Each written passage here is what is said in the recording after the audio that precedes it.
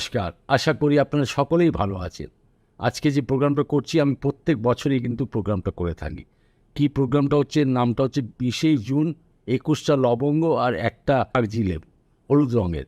এটা প্রত্যেক বছর কেন করা হয়? যেহেতু আমাদের দুর্ভাগ্যকে কাটিয়ে সৌভাগ্য আনার দিন একদিনই থাকে বছরে, সারা বছরে একদিন, সেটা হচ্ছে ২০শে জুন। এই দিনটা এত মহত্বপূর্ণ হয় যে অভাগা মানুষ হবে যেটা এই উপায়টা করে না।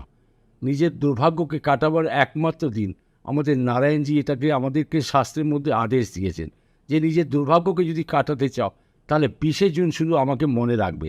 আর মনে রাখবে এই কথাটা যে তোমাকে করতে হবে কি, আমাদের শাস্ত্রে উল্লেখিত আছে ২০শে জুন একটা জিনিস, ছোট্ট জিনিস নিতে হয়, একটা কাগজি লেবু। আমি আপনাদের সাহায্যের জন্য একটা লেবু দেখাচ্ছি। আমরা লেবুটা আপনারা দেখছি এর মধ্যে দাগ টাঙা আছে, যেহেতু এখন দেরি আছে তার জন্য যে বাড়িতে যে লেবুটা ছিল আমি সেটাই নিয়ে এসেছি।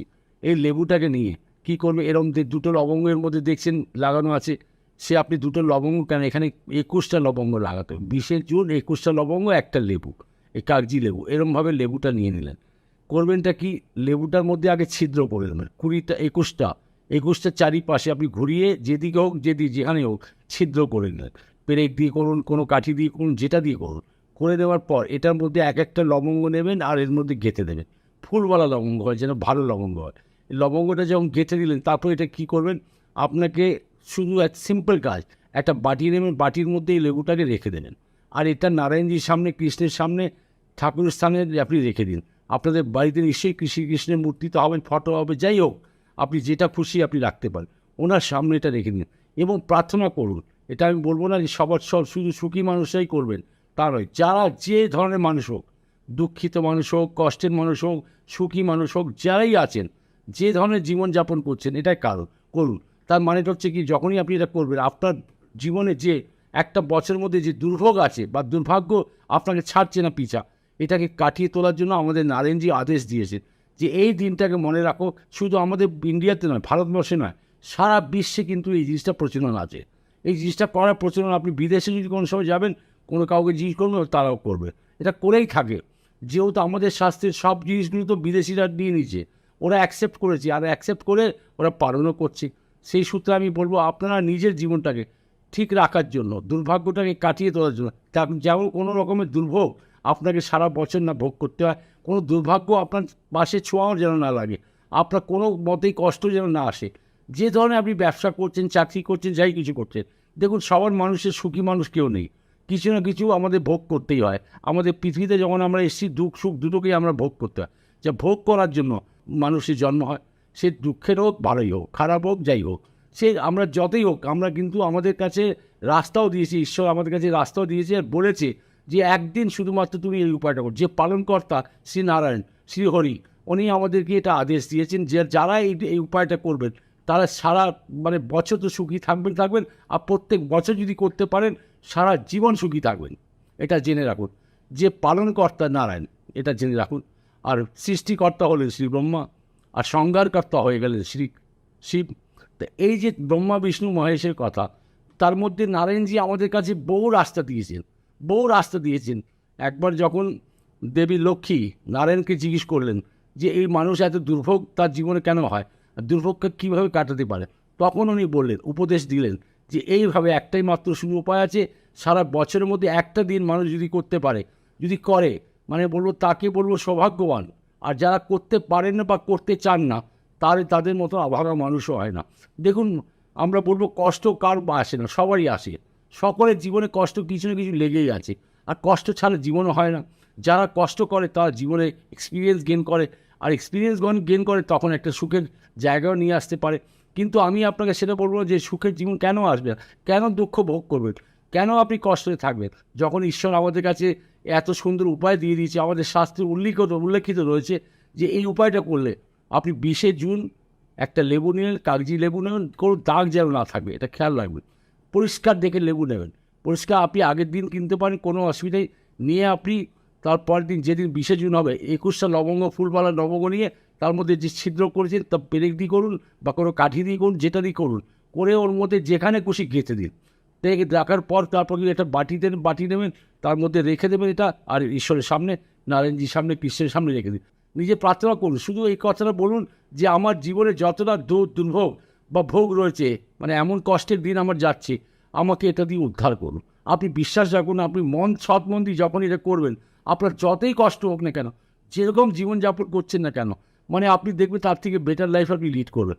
আমরা তো ছোটোবেলা থেকেই আমরা শিখে এসেছি, আমার বাবা মা করতেন, মা করতেন, বাবা করতেন, তার মধ্যে আমরাও করে আসছি। আমরাও দেখুন, সবার জীবনে কোনো কিছু না কিছু দুঃখ থাকে, প্রত্যেক মানুষের। সেই দুঃখটাকে কাটিয়ে তোলার জন্য এই উপায়টা মা আমাকে সবসময় বলতো, এটা প্রত্যেক বছর করিস।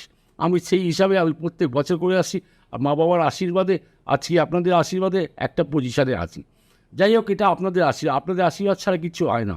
কিন্তু আমি আপনাদের কাছে এটাই অনুরোধ করব, যদি আপনারা এটা করতে পারেন, যদি আপনার সুখের দিনটা দেখতে চান, যদি আপনার দুর্ভাগ্যটাকে কাটিয়ে দিতে চান, তাহলে অবশ্যই এটি 20শে জুন, আমি বলবো এটা অভাগা মানুষ হবে যে 20শে জুন এটা উপায়টা না করে। ও অভাগা, একটা পরিবারের মধ্যে একজনই করলে হবে। একটা পরিবারের মধ্যে যে বাড়ির মূল কর্তা বা বাড়ির যে মহিলা রয়েছেন, বয়স্ক মহিলা বা যারা পুজো আর্চা করেন, তার যে কোনো একজন করতে পারে। আর যখন আপনি করে নিলেন, আপনি যখন ঠাকুরের স্থানে মানে প্রার্থনা করতে যান বা পুজো করতে যান, যে কেউ বাড়ির সদস্য, ছোট ছেলেরা, মেয়েরা, বড়রা, যারাই আছে, বৃদ্ধরা আছেন, তারা গিয়ে শুধু নমস্কার করে দেবেন। আর নিজের দুর্ভাগ্যের কথাটা অবশ্যই নারায়ণজিকে জানান। যখন আপনি জানাতে পারলেন, তখন দেখবেন, আপনি বিশ্বাস রাখুন, আমি আপনাকে কথা দিতে পারি যে আপনারা নিশ্চয়ই সুখী হবেন।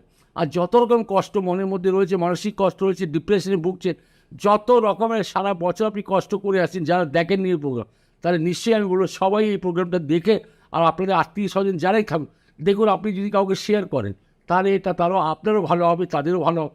আপনাদের ভালো হওয়া মানেই হচ্ছে কি, সবার ভালো হওয়া। নিশ্চয়ই এটা মনে রাখুন, সবাইকে আপনি ভালো হওয়ার চোখে দেখুন। আর যারা সবাই ভালো মানে হতে পারে, যাদের জীবনে কত কষ্ট যাচ্ছে, বহুত মানুষ এমন আছেন, আমরা তো সারাদিন জ্যোতিষী করি, সারাদিন আমাদের কাছে লোকেরা বহুত আসেন, বিশাল কষ্ট।